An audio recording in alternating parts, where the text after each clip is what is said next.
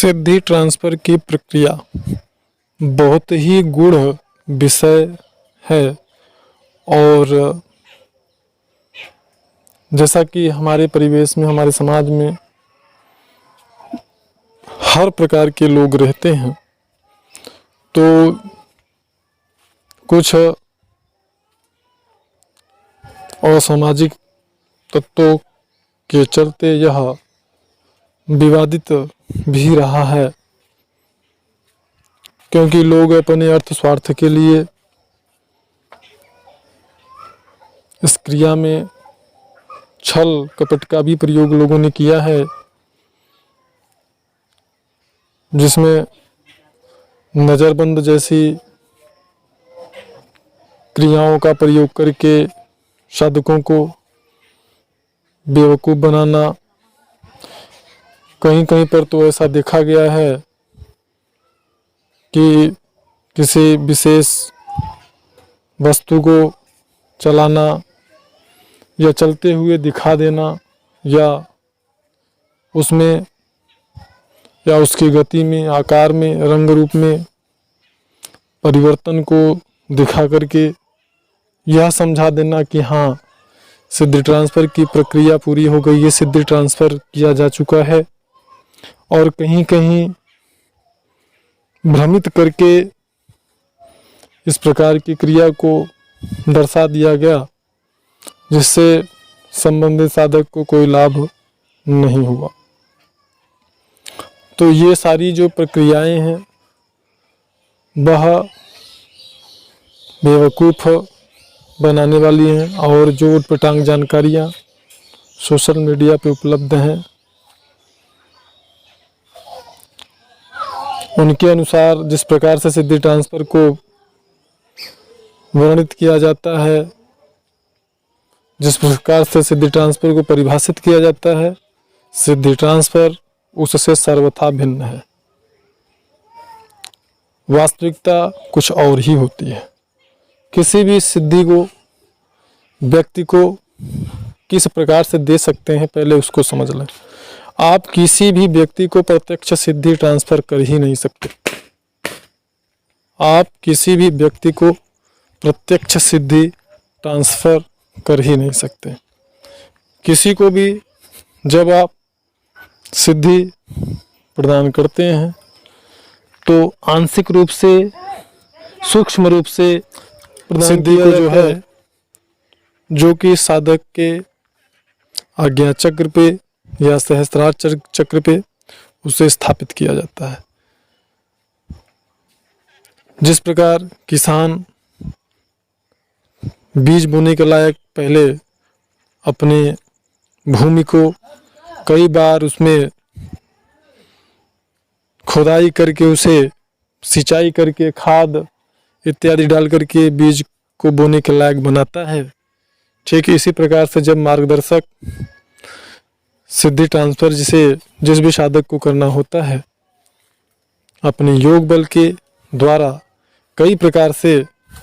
उसके कर्मों को, उसके चित्त को, संबंधित शक्ति को प्रभावित करता है, जो कि उसके साधना काल की गाढ़ी कमाई होती है, जिसे वो बहुत ही परिश्रम से प्राप्त किया होता है। ऐसी गाढ़ी कमाई को योग बल के द्वारा, उस योग बल को वह पर्याप्त मात्रा में खर्च करता है जिस समय वह सिद्धि ट्रांसफ़र करता है। और साधक के आज्ञा चक्र पर या सहस्त्रार चक्र पे वह संबंधित शक्ति के अंश को स्थापित करता है बीज रूप में, और साधक को यह निर्देश दिया जाता है, बताया जाता है, जो संबंधित शक्ति मार्गदर्शक या गुरु को निर्देश देती है, बताती है, वैसा ही उस साधक को गुरु के द्वारा, मार्गदर्शक के द्वारा, सिद्धि ट्रांसफ़र कर्ता के द्वारा निर्देश दिया जाता है और बताया जाता है किस प्रकार से इसे आप आगे ज़्यादा से ज़्यादा इससे लाभ प्राप्त कर सकते हैं, संबंधित शक्ति का ज़्यादा से ज़्यादा कृपा आप कैसे प्राप्त कर सकते हैं। तो कुल मिला के सोशल मीडिया पे जितना सरल और जितना आसान सिद्धि ट्रांसफ़र को बताया जाता है, वास्तव में यह उतना आसान होता नहीं है। साथ ही साथ जो भी साधक जीवन काल में किसी भी अच्छी और सात्विक शक्ति को सिद्धि ट्रांसफ़र स्वरूप प्राप्त करता है, फिर उसका जीवन, व्यवहार, उसका नज़रिया, स्वभाव, हर चीज़ में उसके परिवर्तन आ जाता है। स्वयं इस परिवर्तन को वह साधक महसूस करता है और उसका लाभ प्राप्त करता है। आगे उस अंश रूपी शक्ति को, उस बीज रूपी शक्ति को किस प्रकार से एक पौधे के रूप में परिवर्तित करना है, किस प्रकार से उसमें उसे पेड़ के रूप में परिवर्तित करना है, खाद पानी इत्यादि से सिंचित करना है, किस प्रकार से उससे ज़्यादा लाभ प्राप्त किया जा सकता है, इस सभी चीज़ों को मार्गदर्शक गुरु या सिद्धि ट्रांसफ़र करता उस शिष्य को, उस साधक को बताता है, समझाता है। यह गुरु और शिष्य के मर्यादा के अंतर्गत चीज़ें होती हैं, जिसे गोपनीयता के सिद्धांत के कारण हम सार्वजनिक नहीं कर सकते। लेकिन इतना समझ लें कि सिद्धि ट्रांसफ़र सभी को नहीं किया जा सकता और सभी कर नहीं सकते, और करने के बाद और सबसे बड़ी चीज़, सभी इसको संभाल कर रख नहीं सकते, सभी इसे प्राप्त भी नहीं कर सकते, और प्राप्त करने के बाद बहुत सारी सावधानियों को भी बरतना होता है, जिनसे संबंधित जानकारी हम आने वाले वीडियोज़ में प्रकाशित करते रहेंगे। अगर हमारे चैनल पे आप नए हैं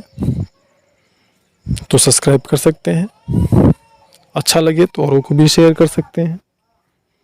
अधिक जानकारी के लिए वीडियो में फ्लैश हो रहे नंबर पर दिन में 12 और 1 के बीच में कॉल कर सकते हैं